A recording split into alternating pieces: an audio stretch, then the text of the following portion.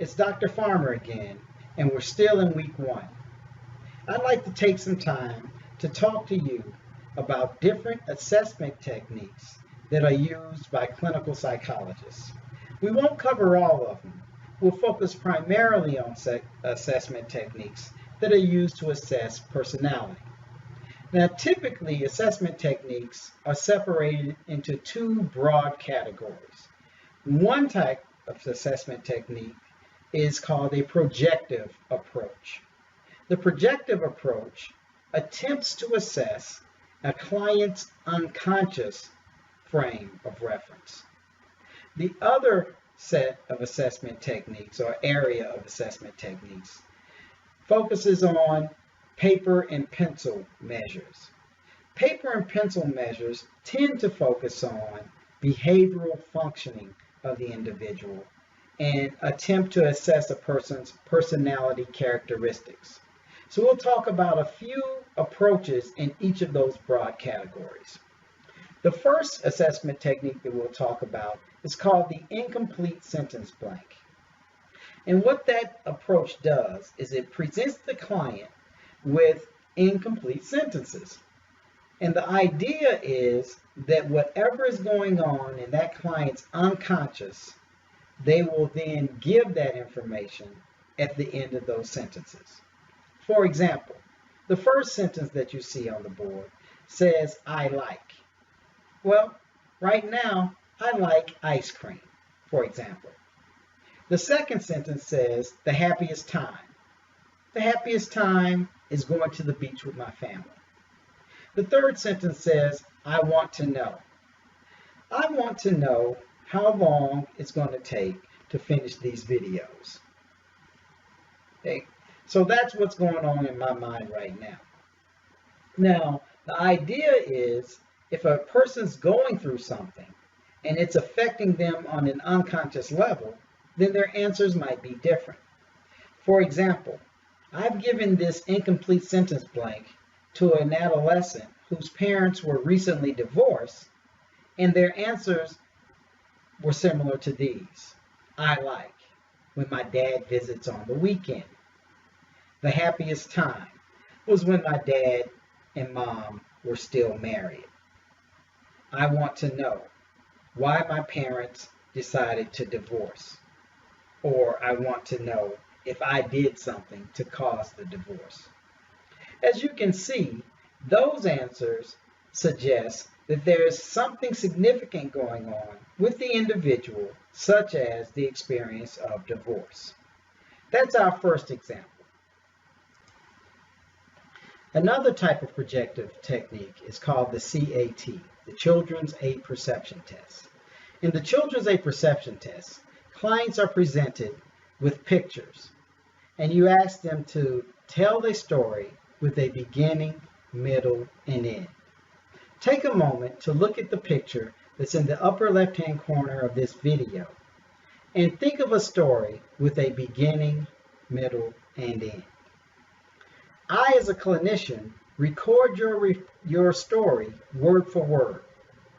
You're presented with about 10 to 15 of these cards, and over the course of those 10 to 15 responses, a number of themes are presented.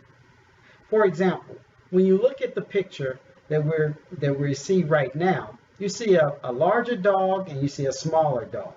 The larger dog appears to have the smaller dog sitting on his or her lap, and he's doing something. I know the picture's kind of cloudy, but they're actually sitting on the edge of a bathtub in a bathroom. And most of the stories that people say go like this.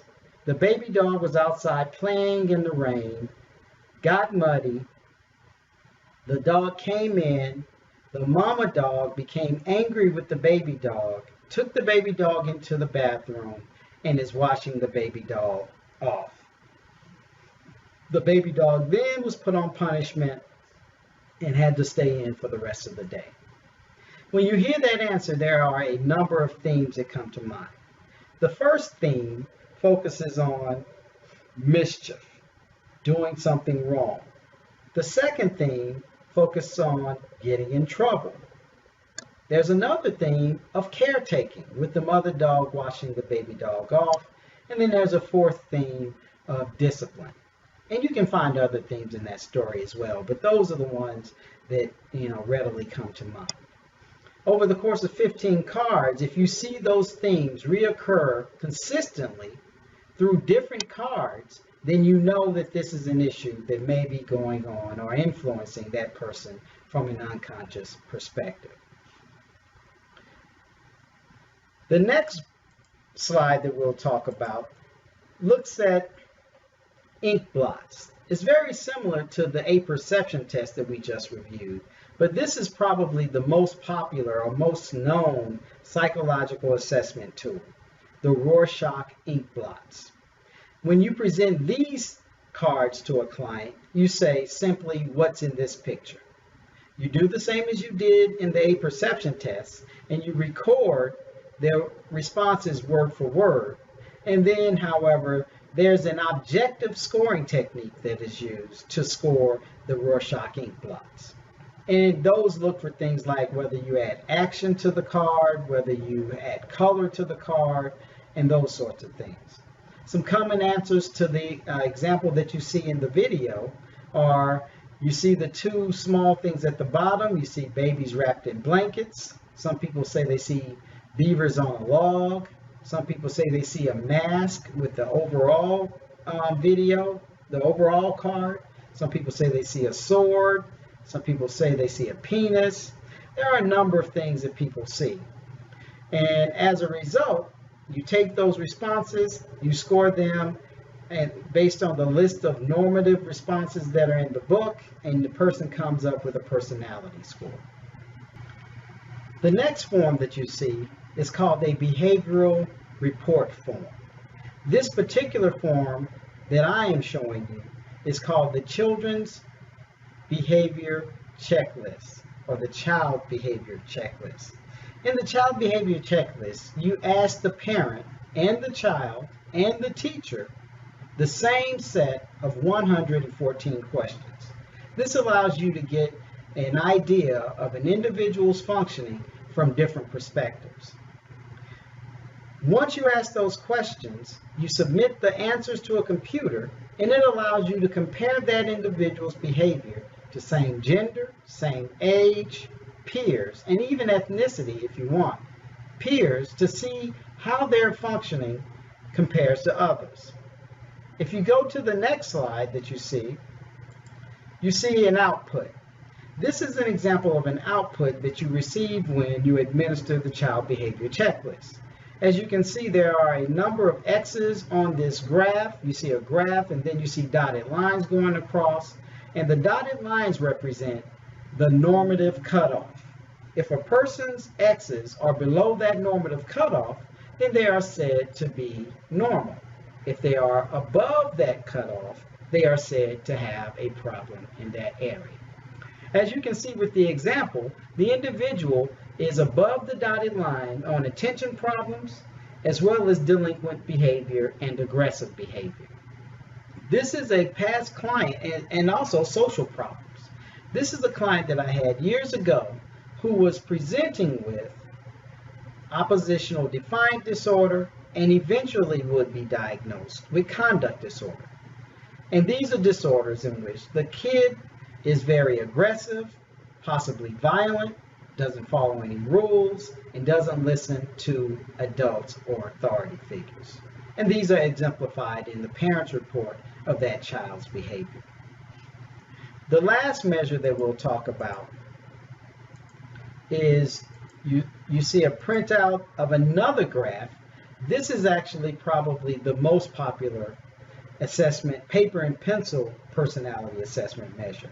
It is called the MMPI, Minnesota Multiphasic Personality Inventory. The Minnesota Multiphasic Personality Inventory consists of about 550 questions. The client answers those questions in true or false form, and it gives you a global assessment of that individual's personality.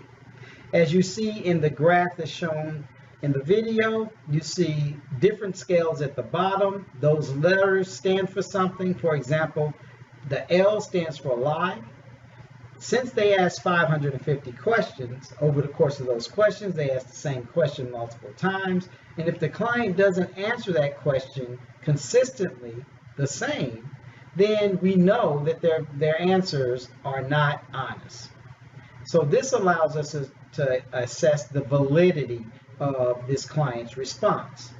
But the other scales underneath, you see a scale that has a D, that's for depression, so you get a score on depression. You also get a score on schizophrenic features.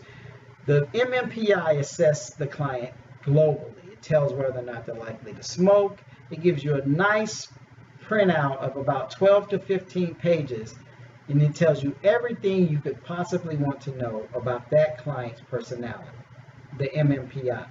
It's probably the most researched assessment measure that we use as clinical psychologists. So those are a few of the assessment techniques that are used to assess personality that I use on a weekly basis that I thought it would be helpful for you to gain some more in-depth knowledge about.